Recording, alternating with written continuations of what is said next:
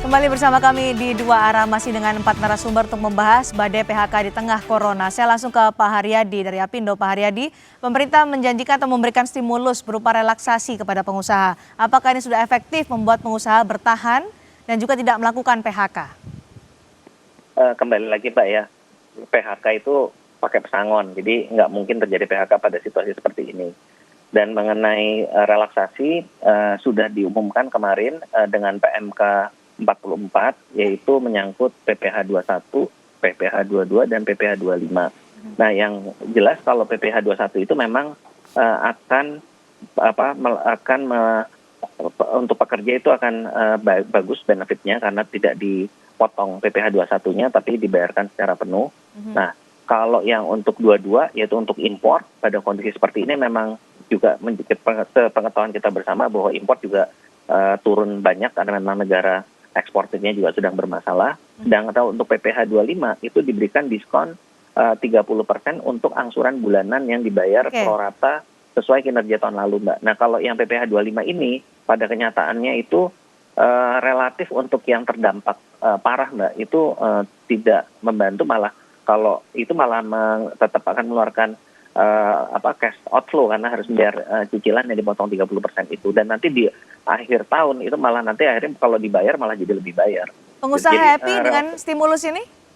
Atau sebaliknya? Relaksasi ini tadi yang saya sampaikan bahwa ini menolong dari segi payung hukumnya ya. Jadi ada penambah kecuali untuk PPh 25, kalau untuk PPh 21 itu relatif lebih banyak akan menolong kepada untuk pekerjanya karena itu diberikan tidak ada potongan. Nah, kalau untuk yang PPh 25 tadi saya sampaikan itu lebih banyak bermanfaat bagi perusahaan yang masih bisa beroperasi dengan normal, Mbak. Artinya dia karena memang usahanya di bidang yang tidak terdampak ya, misalnya di telekomunikasi, di alat kesehatan dan sebagainya. Tapi kalau yang terdampak itu justru masih mengeluarkan outflow gitu, Mbak. Jadi kalau tapi saya tanya, secara keseluruhan ini memang kalau boleh saya bilang kalau untuk sementara waktu ini ya efek terhadap daya tahan perusahaan itu relatif tidak banyak berpengaruh gitu. Karena memang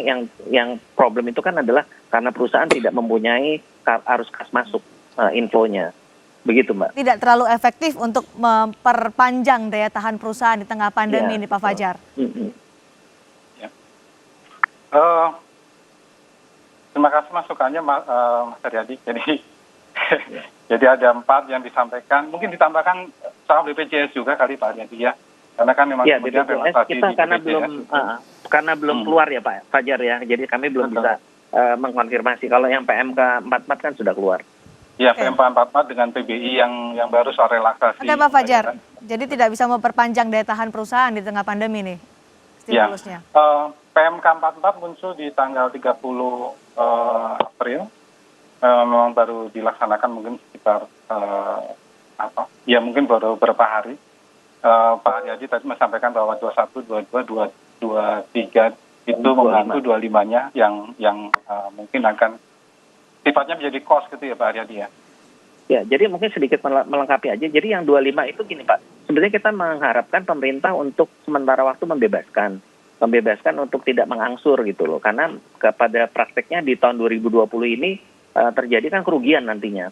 Nah, tapi di PMK itu yang diberikan itu diskon atas angsuran bulanan.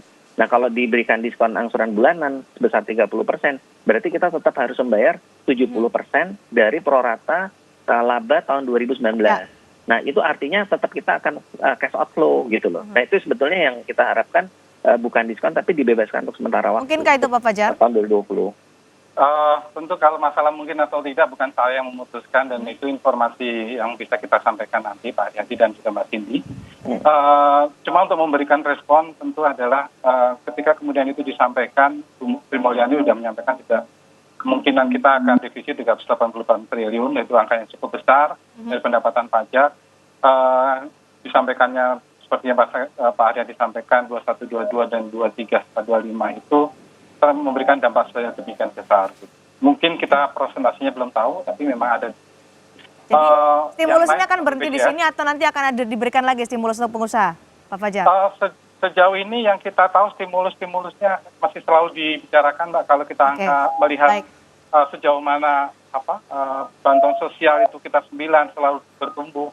Kalau kemudian ratasnya kita belum tahu ada beberapa lagi, tentu diskusi seperti ini akan sangat bermanfaat. Baik, Pak Fajar. Saya ke Pak Faisal Basri. Tadi disebutkan oleh Pak Haryadi bahwa stimulus yang diberikan tidak terlalu berefek untuk daya tahan perusahaan di masa pandemi. Tapi apa yang harus kemudian dilakukan oleh pemerintah untuk mempertahankan perusahaan supaya tidak ada PHK seperti yang diinginkan oleh Presiden, dan apa yang harus dilakukan oleh perusahaan untuk bisa tetap bertahan?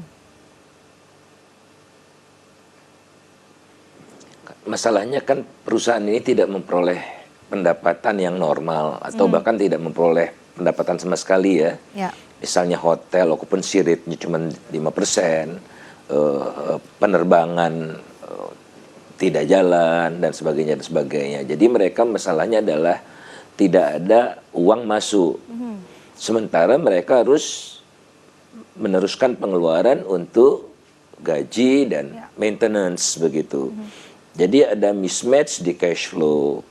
Nah, selesaikanlah cash flow mereka. Masa mereka masalah cash flow? Bagaimana misalnya Garuda bayar PPh pasal 25 yang seperti Pak Haryadi bayangkan, orang dia nggak punya uang gitu. Jadi cash flow-nya yang harus diselamatkan oleh pemerintah. Nah, kalau di misalnya ya, ada perusahaan-perusahaan yang memegang surat utang. Nah, surat utangnya dibeli oleh pemerintah atau oleh Bank Indonesia supaya perusahaannya punya cash kan. Hal seperti itu. Jadi jangan yang niatnya baik barangkali tapi tidak menyelesaikan masalah. Tidak dengan relaksasi saja, tapi juga membantu cash flow perusahaan. Bentuknya seperti apa selain surat utang? Apakah kemudian disuntik likuiditas atau seperti apa, Pak Faisal? Bisa jadi. Ya seperti yang dilakukan oleh Amerika Serikat kan. Ada 2,2 triliun dolar dibenamkan untuk menyelamatkan SMEs, usaha menengah kecil, MKM. korporasi, kemudian juga cash transfer untuk seluruh warga negara Amerika yang terdampak corona secara langsung. Ya, cuma itu gitu. Apakah pemerintah Indonesia punya kemampuan itu? Seperti tadi Pak Haryadi saya mendukung sekali. Ya. Nah, kalau kita lihat sebetulnya anggaran ya. Hari-hari begini anggaran Kementerian Pertahanan itu masih tinggi. Hampir 100 triliun. Emang kita mau perang. Jadi dananya ada, saya rasa. Kementerian Keuangan dipotong, anggarannya cuma 2 triliun. Kemudian PUPR, ayo kita kan nggak bisa bangun lagi sekarang. Jadi masih banyak sebetulnya uang-uang yang bisa direalokasikan, tapi semua harus berkorban gitu. Nah kemudian kedua, kan memang mau tidak mau harus berhutang. Berhutang juga itu menjadi... Hanya itu solusinya. Pak Fajar, realokasi anggaran dari kementerian-kementerian, ada pilihan juga berhutang kalau menurut Pak Faisal Basri? Ya, untuk realokasi, saya pikir itu ide yang... Sudah dilakukan berhutang gitu.